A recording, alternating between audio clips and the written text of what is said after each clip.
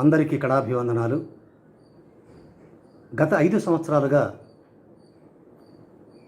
ఉభయ తెలుగు రాష్ట్రాల ఆహ్వాన నాటిక పోటీలు లావు వెంకటేశ్వర్లు మరియు కల్లూరి నాగేశ్వరరావు కళా పరిషత్ వరగాని వారి ఆధ్వర్యంలో నిర్వహిస్తూ వచ్చాం. కరోనా కారణంగా ఈ సంవత్సరం నాటిక పోటీలు నిర్వహించలేకపోయాం. అందువల్ల కొత్తగా ఉంటుందని ఆన్లైన్ నాటిక పోటీలు నిర్వహించదలిచాం. అందులో భాగంగా గత 5 సంవత్సరాలుగా మా పరిషత్తులో ప్రదర్శించి ఉత్తమ ప్రదర్శనలుగా బహుమతులు పొందిన 20 నాటికల్ని ఎంపిక చేసి ఈ ఆన్లైన్ సాంఘిక నాటిక పోటీలు నిర్వహిస్తున్నాం. ఈ కార్యక్రమంలో మాకు సహకరించిన ప్రతి ఒక్కరికి హృదయపూర్వక అభినందనలు. ప్రత్యేకంగా మా ఈ నాటికల్ని ప్రసారం చేస్తున్న మునిపల్లె విద్యాధరకి ప్రత్యేక అభినందనలు తెలియజేసుకుంటున్నాం. మా ఈ కార్యక్రమాన్ని ఆశీర్వదించి విజయవంతం చేస్తారని చెప్పి ఆశిస్తున్నాం. ఇప్పుడు మీరు చూడబోతున్న నాటిక శ్రీ సాయి ఆర్ట్స్ కొలకలూరు వారి శ్రీకారం. రచన భవానీ ప్రసాద్, దర్శకత్వం గోపరాజు విజయ్. నాటిక శ్రీకారం.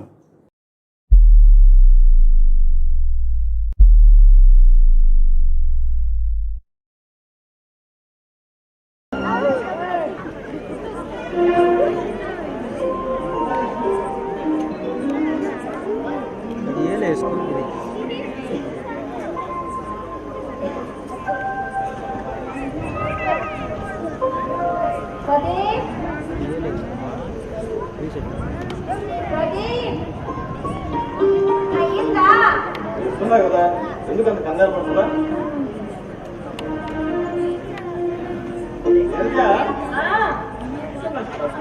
ఏమైంది?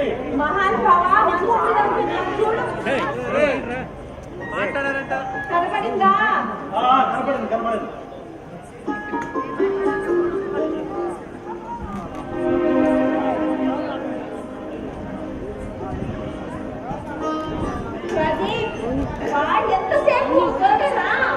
వస్తున్నాయంటే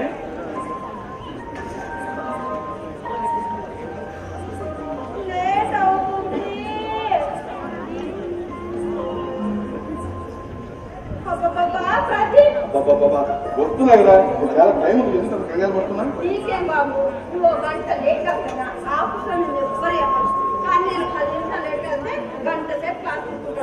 సుపీరియర్స్ ఎప్పుడు అంతే లేదుగా. గుర్తుందా? అసలు నీకు కొంచెమైనా గుర్తుందా? డాక్టర్నికి ఏం చెప్పాడు, నువ్వేం చేస్తున్నావు? ఇలా చేస్తే నీ ఆరోగ్యం జ్ఞానం ఉండదు కదా.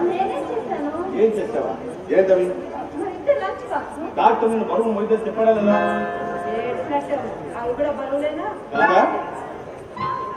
ఎంత లేదన్నా 2 కేజీల పైన ఉన్నాయి.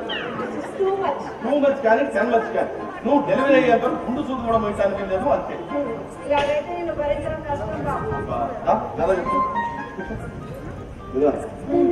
నువ్వు కష్టపడిపోతాను కదా. బీటెక్ శాఖ నేను చేస్తోంది, సేవలు చేయడానికి నేను ఉండగా మహారాణా గుర్తం చేయించుకోవాల్సిన బాధపడతావే. కష్టమైన తప్పదు బాబు. కొన్ని పనులు కుదరకుదిరేస్తున్నాను కానీ అదే కానీ కుదిరితేనా నీ కడుపులో ఉన్న బిడ్డ నా కడుపులో మోసామని తెలుసా? ఏమి నమ్మరు. పైగా వీడికి పెళ్ళామంటే ఎంత ప్రేమ అని తెగమెచ్చుకుంటారు కూడా. ఏం లక్కీ కదా.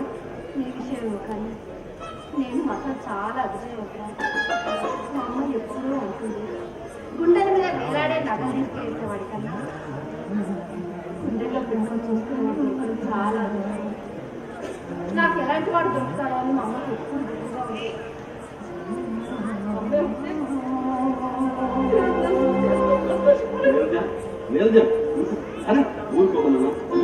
మీ అమ్మగారు ఎక్కడ వస్తే నేను ఆశీర్వదిస్తాను.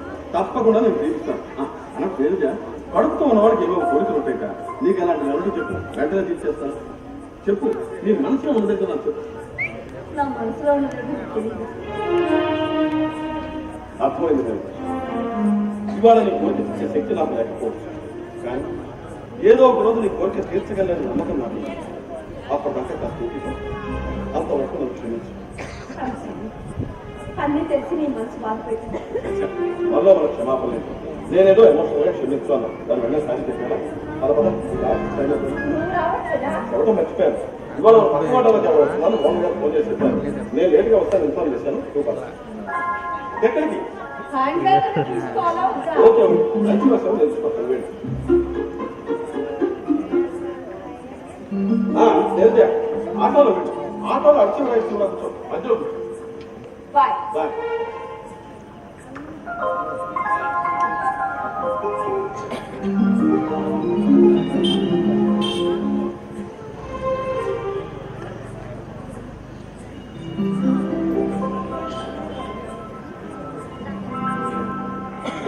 ఏమండి ఏమండి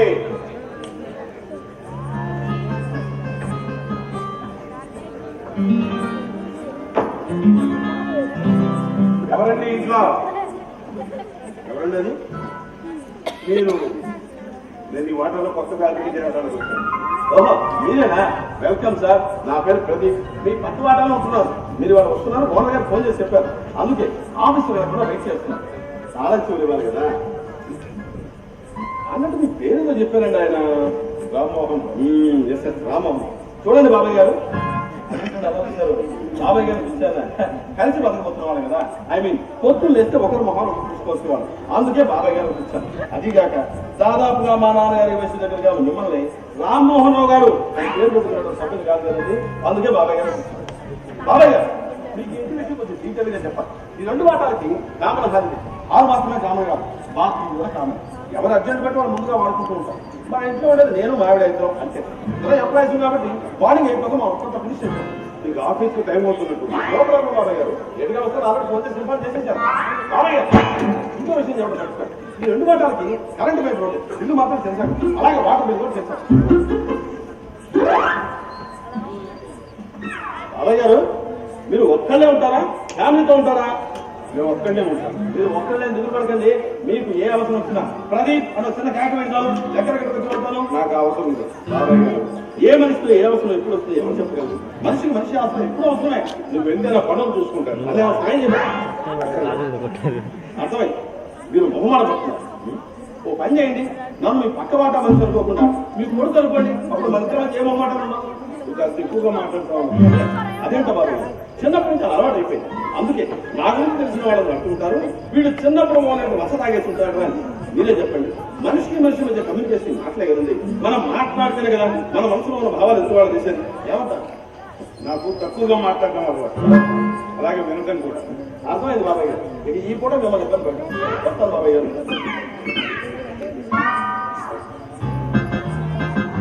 ఉంటాను బాబాయ్ గారు.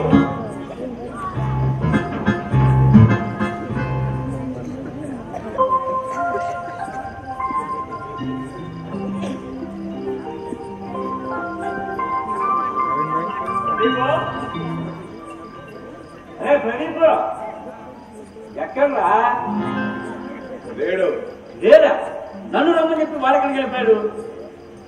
నాకు మీరు కొత్తగా ఈ వాటర్ ఎవరు అదిగో వస్తున్నారు, మీరేనా? Very good very good very good. ఇక్కడ అంతా సౌకర్యంగా ఉన్నాయా? సౌకర్యంగా ఉంటాయండి. ఎందుకంటే ఈ ఇంటి వాస్తు అలాంటి.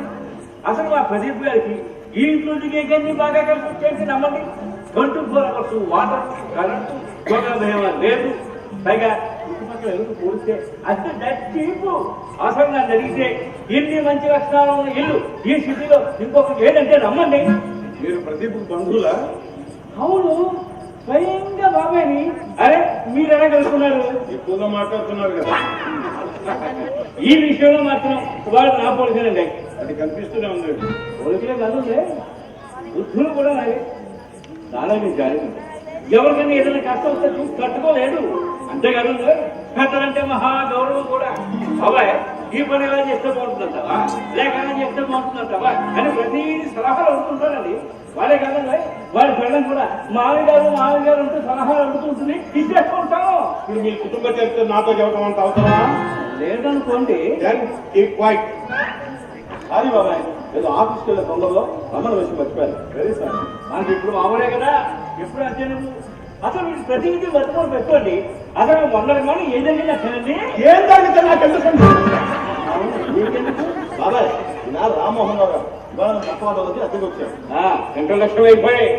బాబాయ్ గారు, ఇది మా బాబాయ్. అదే ఏమిటి ఆయన బాబాయ్ అంటారు? అవును. అంటే నాకు అన్నయ్య గారు పిలిస్తే పోరా ఏమంటారు? అన్నయ్య గారు నన్ను పేరు పెట్టి పిలిస్తే అది కాదు అన్నయ్య గారు. మీకు అంత ఇబ్బందిగా ఉంటే పేరు పెట్టి పిలిచాను. అదే బాబాయ్ గారు, ఇవాళ మీ భోజన పరిస్థితి ఏంటి? ఊళ్ళో హోటల్స్ ఉన్నావా? అర్థమైంది. ఓ పని చేయండి, ఈ పొడవు నేను వండేస్తాను, మా ఇంట్లో చేసేయండి. అక్కర్లేదు, నేను హోటల్కి వెళ్ళి భోజనం చేస్తాను. మా వాడు వంట మీద సందేహమా? అలాంటిది అక్కర్లేదు. అసలు మా వాడు పెళ్లి ఎక్కడ అనుకుంటున్నారు? మన దగ్గర ఒక్కసారి కనుక మా వాడి వంట రుచి చూశారంటే ఇక జన్మలో హోటల్ గుమ్మం దొరుకుతుంది. థ్యాంక్స్. మీకెందుకు లేండి శ్రమ, ఇందులో శ్రమే ఉందండి. మా బాబాయ్కి ఎలాగో ఉండాలి, మీకు కొంచెం ఎక్కువ ఉంటానంతే. అందుకే కాకుండా రేపటి నుంచి హోటల్ వెళ్తున్నారు. రేపటి నుంచి వెళ్ళాల్సిందేగా, అదేదో ఈ రోజు నుంచే ప్రారంభిస్తారు. Welcome once again. Welcome sir. మరి చిత్రమైన మనిషిలో ఉన్నదే.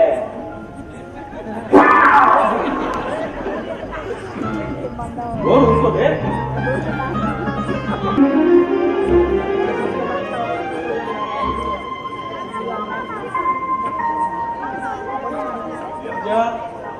లేదయ్యా, త్వరగా ఆఫీసు టైం అవుతుంది. లేదయ్యా అంటే వేడి కదా పోతాయి.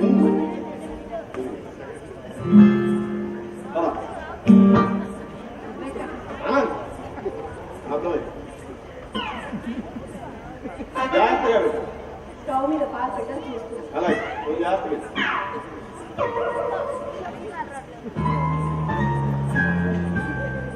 అమ్మయ్యా, ఇక్కడ ఆలస్యం అయితే లేక బాగా పొంగిపోయేది.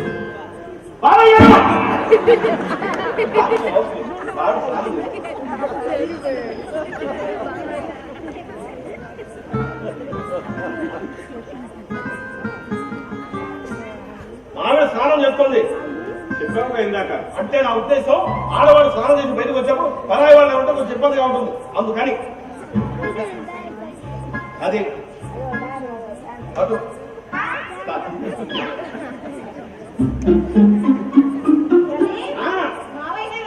లేదు, పక్క మాట బాబాయ్ గారితో మాట్లాడుతున్నా.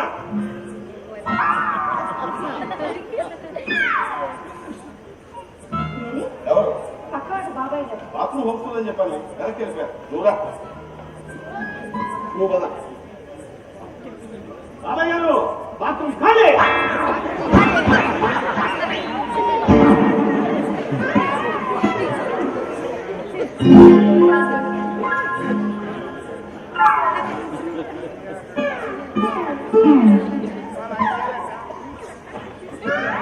అదేంట్రా అక్కడ అదే గుర్తులేదు సరదాకి. బాబాయ్ ఎలా చెప్తాను, ఇక్కడ నిలబడి గుర్తున్న సరదాకి నిలబడి.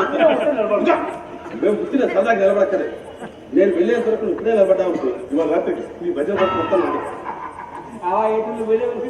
తిరిగి వచ్చి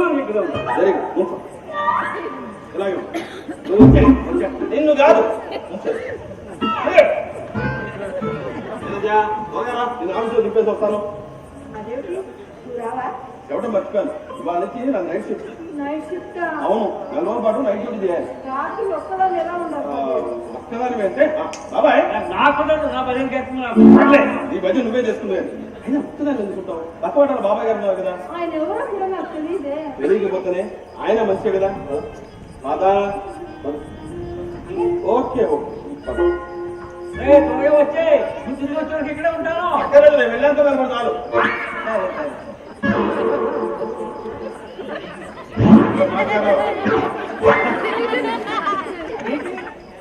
మీరు లోపల ఉన్నారు, మీరు లోపల ఉంటున్నారు. మా వారేంటి నన్ను ఎక్కడ నిలబడుతున్నారు? నాకేం తెలుసు, ఎవడేమన్నా మెంటల్ కేసేమో. త్వరపడాలి మా వారు పెర్ఫెక్ట్లీ మెట్టు పెర్ఫెక్ట్ బాబేరు కదా కాస్త పెద్దవాళ్ళని ఆట పట్టించేవాళ్ళంటే నాకు పరమ చిరాకు. మా వాడు చిన్నప్పుడు తల్లిదండ్రులు అప్పటి నుంచి అన్నీ నేనే చూశాను. వారికి తల్లి అయినా తండ్రి అయినా బాబాయ్ అయినా అన్నీ నేనే. అలా ఆయన గానం పని చేసేటట్లేదు మా ఇంటి సిగ్గులే పెంచాను. కాకపోతే తల్లిదండ్రులు లేదు పిల్లలు కదా, అడిగిన వాటిని కొనిచ్చాను. అలాగే వాడు కూడా గుర్తులు కోరుకులేదు కోరలేదండి. వారికి ఏం కావాలో ఏం అక్కర్లేదు అన్ని వాడే డిసైడ్ చేసుకునేవాడు. అసలు ప్రతిదీ పక్క ప్లాన్ ప్రకారం ఉండేవాడండి. నేను ఫలానా కోర్స్ చేస్తున్నాను అన్నారు. తల్లారు అలాగే చెయ్యదు, ఆ కోర్సే చేశాడు. ఫస్ట్ క్లాస్లో పాస్ అయ్యాడు. అసలు ప్రతిదీ గొప్ప ప్లాన్ ప్రకారం చేస్తాడండి. ఆఖరికి వారి పెళ్లి కూడా బాబాయ్ నేను ఫలానా అమ్మాయిని పెళ్లించాను, ఆ అమ్మాయిని పెళ్లి చేసుకుంటాను అన్నాడు. సర్లేరా అని ఆ అమ్మాయిని ఇచ్చి పెళ్లి చేశాడు. ఓహో, మీ వాడికి లవ్ మ్యారేజ్ అన్నమాట.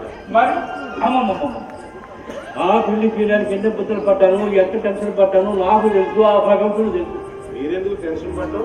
కాకపోతే వారికే టెన్షన్. ప్రేమించి బారేశాడు, పెళ్లి చేసినావు నేను కదా, నాకు కాకపోతే ఎవరుకుంటుంది టెన్షన్. అయితే ఆ అమ్మాయి వాళ్ళతో తెలియకుండా పెళ్లి చేయాలి అంటే ఎంత ప్లానింగ్ ఉండాలి, ఎంత టెన్షన్ పడాలి.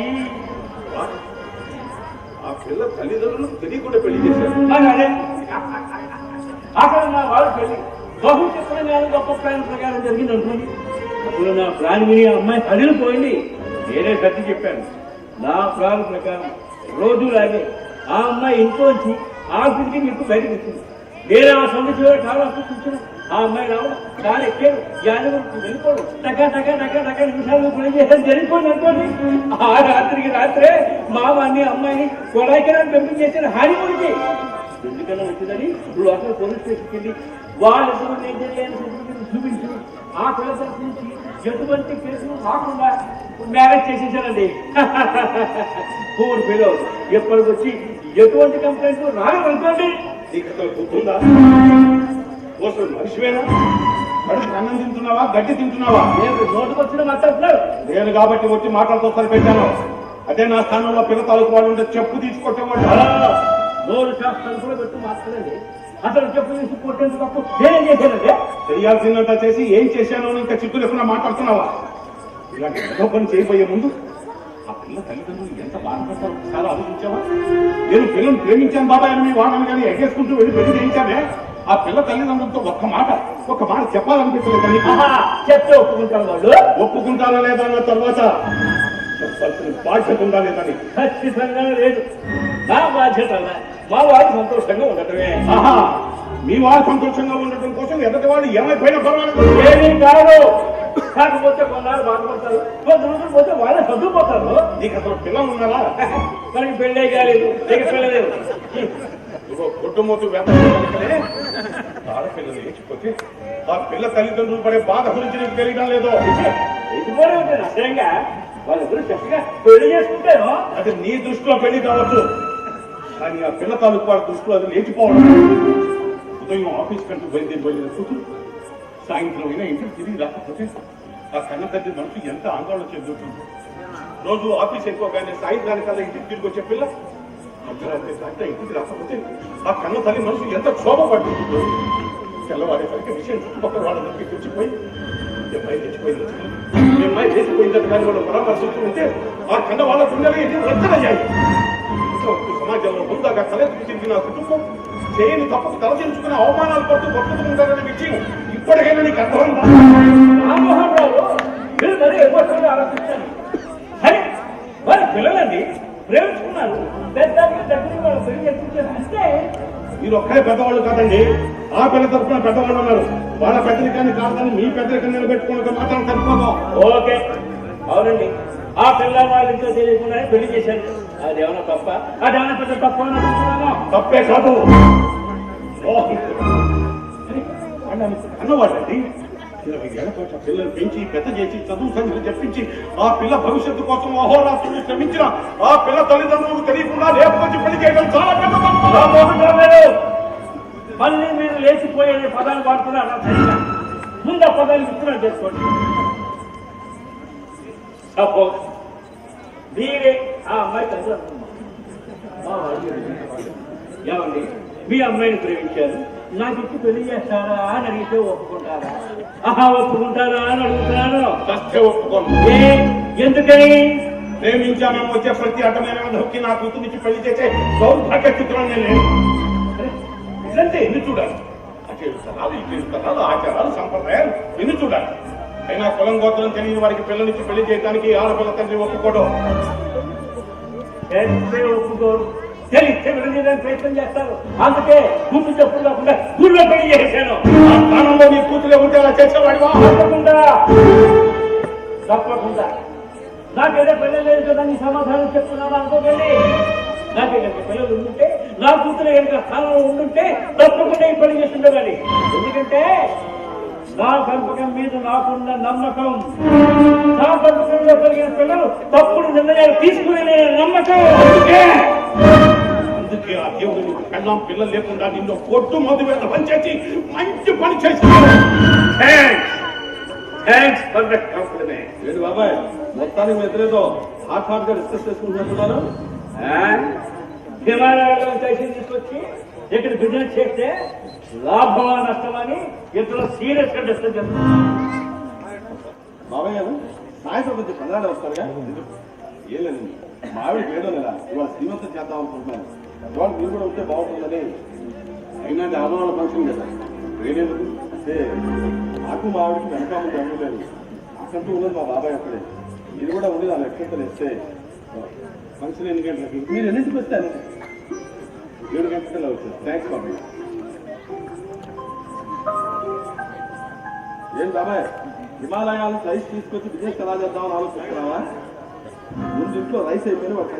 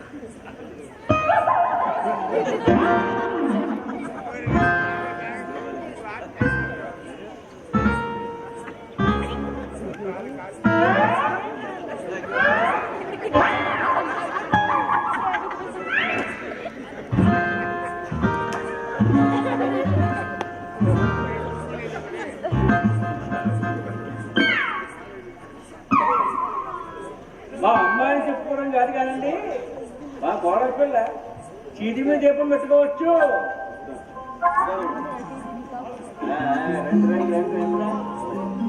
నెమ్మది గారు, ఓ అన్నయ్య గారు పెద్దవారు కానీ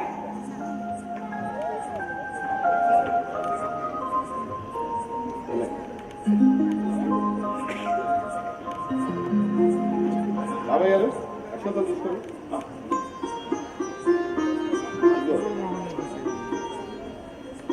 సుపుత్ర ప్రాప్తి రస్తు.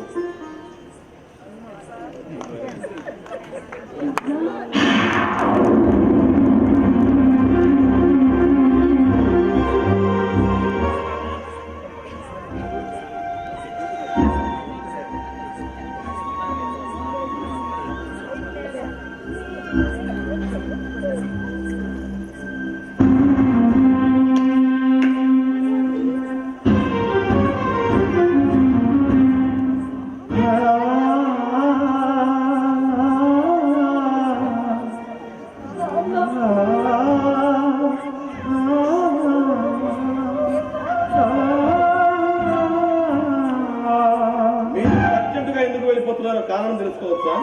ప్రతి అర్థమైన విధవకి సంజాయిషి చెప్పాల్సిన అవసరం నాకు లేదు. కాస్త అనుకునే పెట్టుకుని మాట్లాడండి. బాగు ఏంటి ఆగండి బాగు, నన్ను ఆయనతో మాట్లాడు. నా ప్రశ్న ఆయన సమాధానం చెప్పలే. నేను సమాధానం చెప్తానో చెప్పడం నాకు అనవసరం. కానీ ఆయన మాట్లాడుతున్న ఆయన అల్లుడితో కాదు, నా కొడుకుతో విషయాన్ని గుర్తుంచుకుని మాట్లాడు. మనం నా కూతురు చచ్చిపోయింది, నాకెవరు లేదు.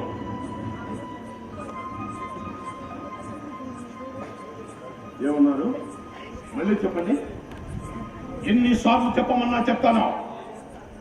నా కూతురు చచ్చిపోయింది. మరైతే ఈవిడెవరు? తెలియదు. ఆవిడెవరో నాకు తెలియదు. అంటే ఈవిడ మీ కూతురు కాదా? నా కూతురు చచ్చిపోయిందని నేను చెప్తున్నానుగా. థ్యాంక్స్ బాబాయ్ గారు. ఏంటి అంత కోపంగా చూశారు? మీరెవరో కలిసి మిమ్మల్ని బాబాయ్ గారిని పిలిచానా? ఇదే అన్నారుగా, ఈవిడ మీ కూతురు కాదు, మీ కూతురు చచ్చిపోయింది, అందుకే బాబాయ్ గారిని పిలిచాను. ఇటువంటి దొంగ నాటకాలంటే నాకు అసహ్యం. ఓకే ఓకే ఓకే సార్, మీరు ఇంత అర్జెంటుగా ఇల్లు ఖాళీ చేసి వెళ్ళిపోవడానికి కారణం తెలుసుకోవచ్చా? కారణం నీకు చెప్పాల్సిన అవసరం నాకు లేదు. మీరు చెప్పకపోయినా నాకు తెలుసండి. మీరు ఇక్కడే ఉంటే ఇవాళ కాకపోతే రేపైనా మీలో ఉన్న కన్న తండ్రి నిద్ర లేస్తాడన్న భయం మీకు. ఆ భయం నాలో లేదు. అలాంటప్పుడు పిలిచి వెళ్ళవలసిన అవసరం ఏంటి? మీరు ఖచ్చితంగా అలాంటి భయం ఉందన్నమాట. లేదు లేదు లేదు. నా మనసులో నా కూతురు లేదు, దాని జ్ఞాపకాలు లేవు. ఎప్పుడో తుడిపేశాను. అలాంటప్పుడు మీరు మీ కూతురు కాదు, నా భార్య. నేను మిమ్మల్ని బాబాయ్ గారిని పిలుస్తున్నానంటే నా భార్య మీ కోడలు అవుతుంది. అలా కాకుండా చూసినా మరి ఇరిగిన పొరిగిన వాళ్ళు ఏమీ కానీ మా కోసం మీరు ఇల్లు ఖాళీ చేసి వెళ్ళిపోవడం ఏంటండి? ఫైనల్గా ఒక్క మాట, నేనంటే మీ కూతురు అనే భావన మీ మనసులో ఉంటే నిరభద్రంగా వెళ్ళిపోవచ్చు. లేదు నా కూతురు చచ్చిపోయింది, ఈవిడికి నాకు ఎటువంటి సంబంధం లేదనుకుంటారా? లోపలికి వెళ్ళండి. అయినా నా పిచ్చి కానీ ఎంత కాదనుకున్న తండ్రి కూతురు ఒకటి కాకుండా పోతారా? ఇవాళ కాకపోతే రేపైనా వాళ్ళ మనసులో ఉన్న ప్రేమ భావాలు బయటకు రాకుండా పోతాయా? ఆ ప్రేమలో విన్న నాకు ఎప్పుడో చచ్చిపోయాను. నాకు నమ్మకం లేదు. నీకు నమ్మకం కలిగించాల్సిన అవసరం నాకు లేదు. అయినా ఎవరి కోసమో ఇల్లు ఖాళీ చేసి వెళ్ళాల్సిన అవసరం అంతకన్నా లేదు.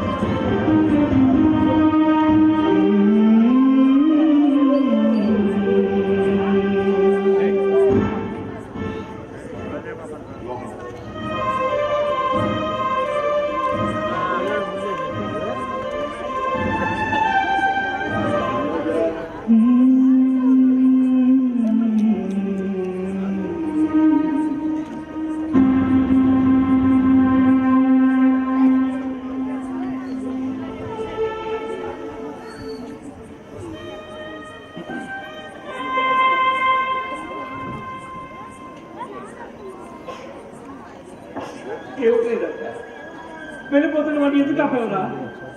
వెళ్లకుండా ఉండాలని ఆపాను బాబా. కూతురు కడుపులో తిరుగుతుంటే నా కూతురు చచ్చిపోయింది మనకేమన్నా సంబంధం? మనకి సంబంధం లేకపోవచ్చు బాబాయ్, కానీ ఆయన నేను చెప్పండి ఆ విషయం మర్చిపోయిన నేను కాదు, ఆ పెద్ద మనిషి. నేను చిన్న పెళ్లి చేసుకున్న దగ్గర నుంచి తనకి ఏ లోటు లేకుండా అన్ని ఇవ్వగలిగాను. ఒక కన్నవాళ్ళ ప్రేమ తప్ప తనను ఒకే ఒక కోరిక కోరింది. ప్రతి ఎలాగైనా సరే ఒక్కసారి నాన్నను కలిసి క్షమించమని అడగాలనుంది అంది. బాబాయ్, ఎంత ప్రేమించి నాతో వచ్చేసినా కన్నవాళ్ళ మీద ప్రేమ ఎందుకు పోతుంది బాబాయ్? తనకు వాళ్ళ నాన్నంటే ఎంతో ప్రేమ, ఎంతో అభిమానం. ఆయన మోసం చేసే అనుక్షణం బాధపడుతుండేది.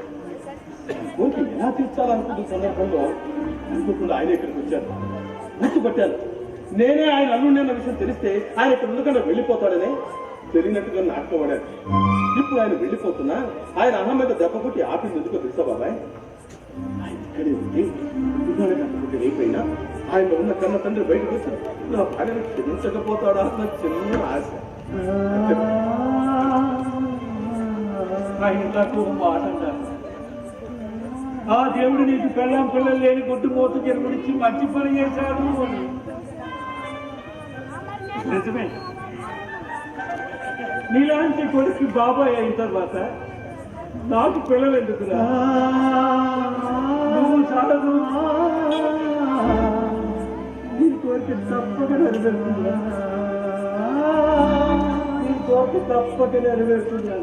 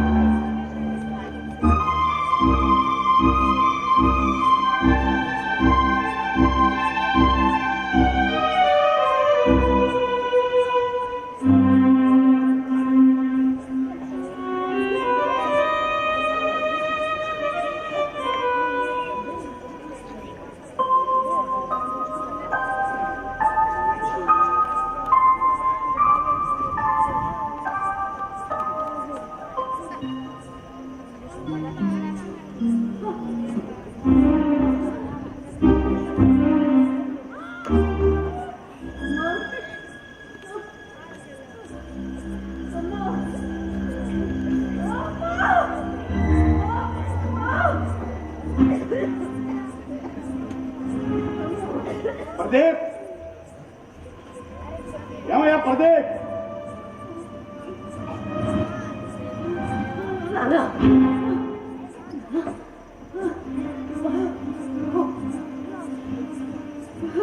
ఏమైంది?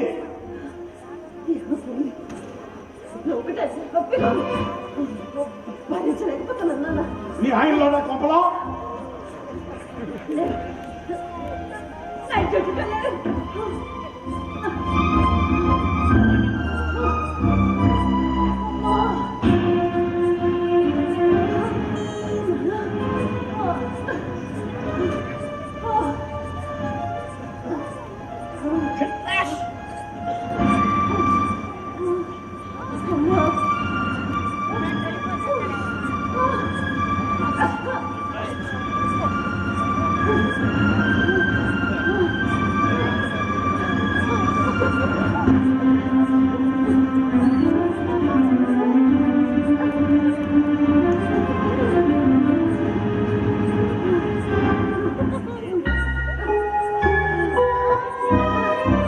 ఇలాంటి దానికి ఇలాంటి శాస్తి జరిగి తీరాల్సిందే.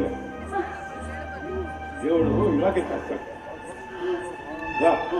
వెళ్దాం కదా. నన్ను క్షమించవా?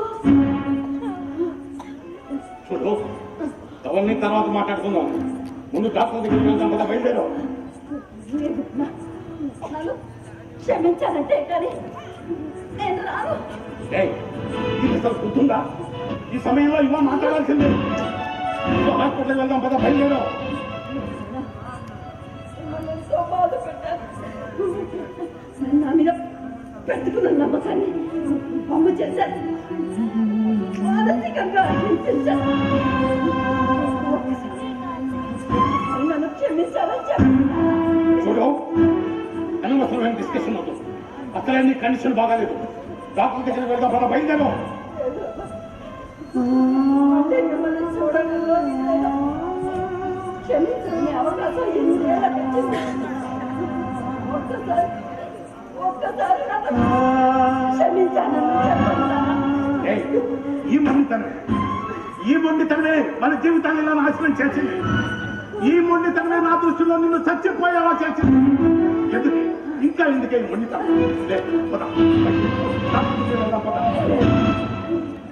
నన్ను చెప్పండి. నేను మీకు చేసిన ఒక ద్రోహానికి నన్ను క్షమిస్తాను కానీ నా మనశ్శాంతి కూడా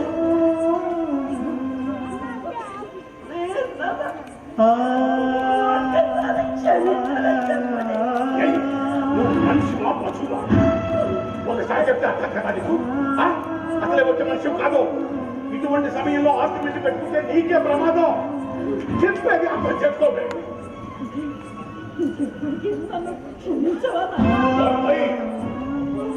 కన్న వాళ్ళను మానసికంగా చంపే హక్కు నీకుందేమో కానీ మనసులో ఉన్న వాళ్ళని చంపే హక్కు నీకు లేదు.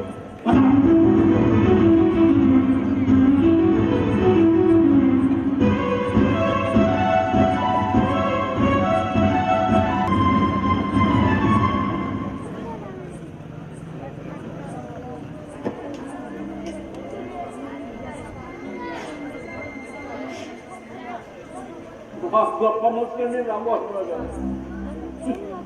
సోమనగరం తగలబడిపోతూ ఉంటే నీలో చక్రవర్తి తాపిగా కూర్చుని పిడియలు వాయించుకుంటున్నాడు ఆయన చరిత్ర చదివి ఇలాంటి మనుషులు కూడా ఉంటారా అని ఆశ్చర్యపోయావు. కానీ మిమ్మల్ని చూస్తుంటేనే తెలుస్తోంది ఉన్నారు అని. నీ కర్మాన్ని గిల్లె పోతూ ఉంటే ఎక్కడ కూర్చుని తాపిగా పేపర్ చదువుకుంటున్నావా? నువ్వు కొట్టుమోతానన్నా అవును నిజమే. నేను ఈ పెళ్లి చేసుకుంటే గంపడి పిల్లలు కొట్టుకుంటామని అదేమంత పెద్ద విషయం కాదు. నేను పిల్లలు లేదు కొట్టుకోతుంది, కానీ నువ్వు పిల్లల కొట్టుమోతానికి బాబాయ్ ఎందుకు అనవసరంగా ఆయన మీద ఆవేశపడుతున్నావు? ఆయన తప్పు చేశాడని, తప్పు చేసింది నేను. నువ్వే తప్పు చేసావురా. ఆయన కూతురు ఆయన కాకుండా దూరం చేశాడు, అది తప్పు కాదా?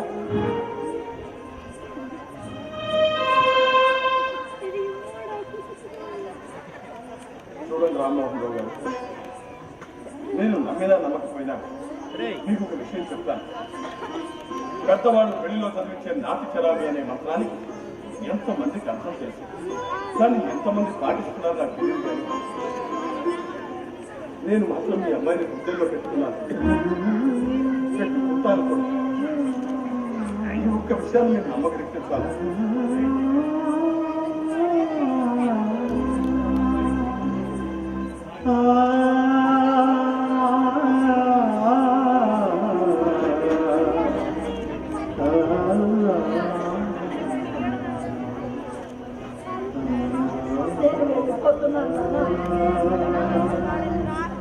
మళ్ళీ మిమ్మల్ని చూడగలను చివరిసారిగా అడుగుతున్నాను. ఒక్కసారి నన్ను క్షమించవా?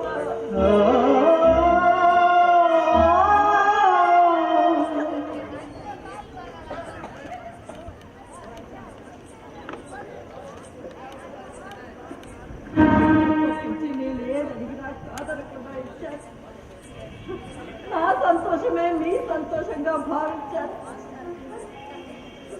ఇప్పుడు ఎందుకు నాన్న ఇంత కఠినంగా మారిపోయారు? మా ప్రేమని ఎక్కడ కాదంటారోనని భయపడి అంతా చేశారు.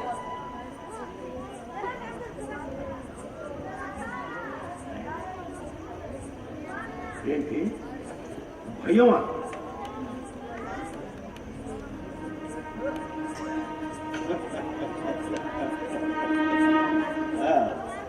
కొత్త వ్యక్తిని పరిచయం చేసుకునేటప్పుడు భయం లేదు, ఆ వ్యక్తిని ప్రేమించేటప్పుడు భయం లేదు, చెప్పా పెట్టకుండా పెళ్లి చేసుకున్నప్పుడు భయం లేదు, ఎవరి అండదండలు లేకుండా కాపురం చేయాల్సి వస్తుందని తెలిసినప్పుడు భయం లేదు. కానీ నాన్న, నేను ఫలానా అబ్బాయిని ప్రేమించాను, ఆ అబ్బాయిని పెళ్లి చేసుకుంటాను అని చెప్పడానికి మాత్రం భయపడ్డావు. కేవలం భయం పేరు చెప్పి చేసిన తప్పుకు రిపేర్ చేద్దామనుకుంటున్నావా? నాన్న, చెప్పులు కొనుక్కోవాలి 200 ఇవ్వండి అని అడిగావు, డ్రస్సు కొనుక్కోవాలి 400 ఇవ్వండి అని అడిగావు, నాకు కాలేజీకి వెళ్ళడానికి ఇబ్బందిగా ఉంది స్కూటీ కొనివ్వు అని అడిగావు. అంతేకాదు, అమ్మ తిట్టింది కొట్టిందని కంప్లైంట్ చేశావు. నీకేది కావాలంటే అది అడిగి చెప్పి మరీ తీసుకున్నావు. ఇటువంటిప్పుడు నీ ప్రేమ సంగతి ఎందుకు చెప్పలేకపోయా? అతన్ని పెళ్లి చేసుకుంటానని ఎందుకు అడగలేకపోయా? ఆడపిల్లలను అర్థం చేయక పెంచి పెద్ద చేసి చదువు సంఖ్యలు చెప్పించినందుకు ప్రేమ పేరుతో ఆకర్షించిన ఒక అపరిచితుడికి ఇచ్చిన విలువ నువ్వు నీ కన్న తల్లిదండ్రులకు ఇవ్వలేదు.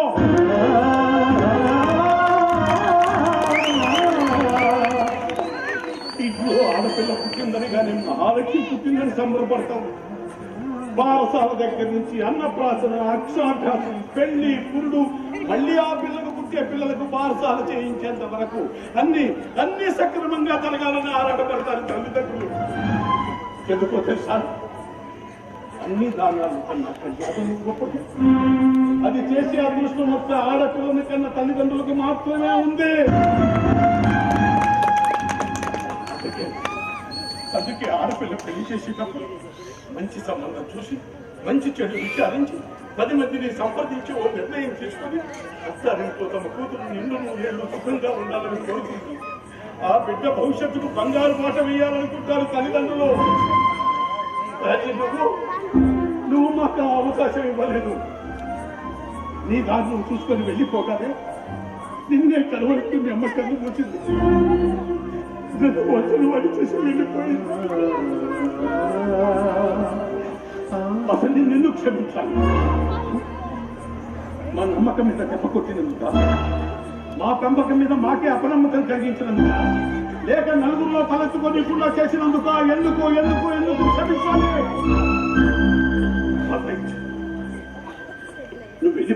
5 సంవత్సరాల కాలంలో 5 సంవత్సరాల కాలంలో ఒక్క ఉత్తరం రాశావా? ఒక్క ఫోన్ కాల్ చేసావా? ఒక్క మెసేజ్ పంపావా? ఇప్పుడు నేను కనపడ్డాను కాబట్టి క్షమించమని అడుగుతున్నావు. అయినా మమ్మల్ని కాదనుకుని వెళ్ళిపోయిన దానివి మా క్షమాపణతో నీకు పదే ఉంది. అనుకుంటుంది తను మిమ్మల్ని ఎప్పుడు కాదని అనుకోలేదు. అబద్ధం, పచ్చబద్ధం. తను మమ్మల్ని కాదనుకున్నది కనుకనే లేచిపోయి వచ్చి పెళ్లి చేసుకుంటే, సరే కనుక మమ్మల్ని కావాలి అని అనుకుంటుంటే తన ప్రేమ సంగతి ఏనాడో మాతో చెప్పింది. ఎందుకయ్యా మీ ప్రేమికులు కన్నవాళ్ళకి ఇలా క్షోభ కలిగిస్తారు? రోజు పొద్దున్నే న్యూస్ పేపర్లు ఏదో ఒక మూల నూతన వధువు వచ్చారు కనిపిస్తూ ఉంటుంది. పేపర్ తెచ్చినప్పుడల్లా పగిలిపోతున్నప్పుడు నా కూతురు పేరు పేపర్లో కనిపిస్తుంది. ఆ కనిపించిన దేవుడికి ఎన్ని మొక్కులు మొక్కేవాడు.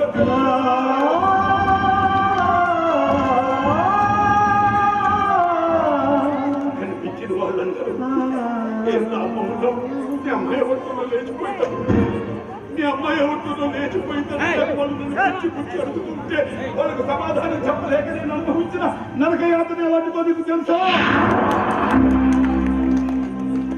ఆ నరకయాతన క్షమించానమ్మా అన్న ఒక్క మాటకు పోతుందంటే చెప్పాలి. ఇప్పుడే క్షమిస్తాను. దాన్ని 30 ఏళ్ళు నాతో కాకుండా చేసిన చచ్చిపోయింది. నా భార్య తిరిగి బతుకొస్తుందంటే చెప్పు. ఒక్కసారి కాదు 100 సార్లు క్షమిస్తాను. ప్రేమించే హక్కు మీకు ఉండొచ్చు, ఆ హక్కును కాపాడుకునే హక్కు మీకు ఉండొచ్చు. కానీ కన్నవాళ్ళను బాధ పెట్టి రోడ్డుకిచ్చి నలుగురు అవమానించే హక్కు మాత్రం మీకు లేదు.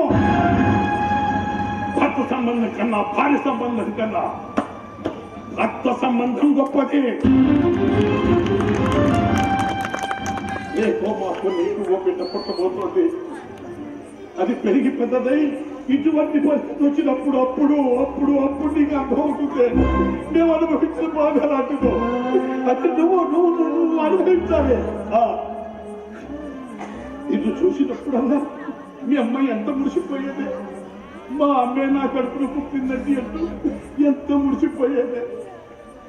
అటువంటి ఆ అమ్మనే పొట్టలు పెట్టుకున్నావు. I'm sorry.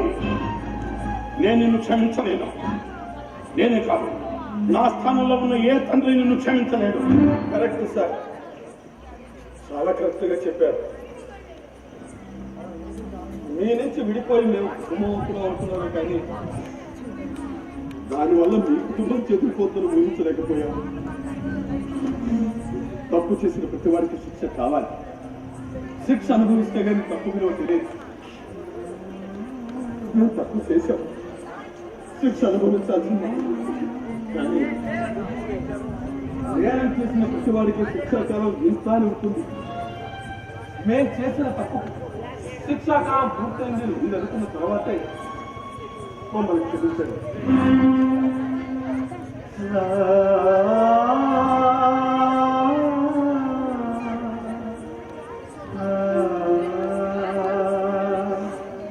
మాలాగానే మీరు ఏమైనా ప్రేమించి పెళ్లి చేసుకోవాలనుకుంటే దయచేసి మీ పెద్దవాళ్ళని ధైర్యంగా చెప్పి ఒప్పించి పెళ్లి చేసుకోవాలనే ఆలోచనకు ఈ రోజే శ్రీకారం చుట్టండి. ఈ క్షణం శ్రీకారం చుట్టండి. ఇది శ్రీ సాయి కొలకలూరు వారి నాటిక శ్రీకారం.